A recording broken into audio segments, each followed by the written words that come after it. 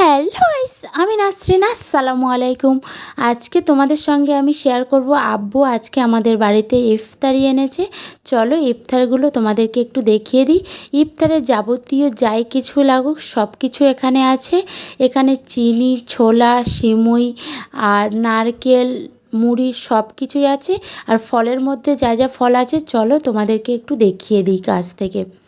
তো এই ইফতারিটা আজকের প্রায় 8টা রোজা হচ্ছে। তো আব্বু দুদিন আগে আসার কথা ছিল, যেহেতু আমরা সবাই বাড়ি থাকে না, তো তার জন্য আজকে রবিবার আব্বু এসছে।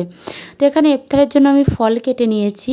প্রথমে এখানে আছে আপেল, আছে কলা, আছে আঙুর, বেদানা, শসা, কুল, লেবু, খেজুর আর আছে এখানে তরমুজ।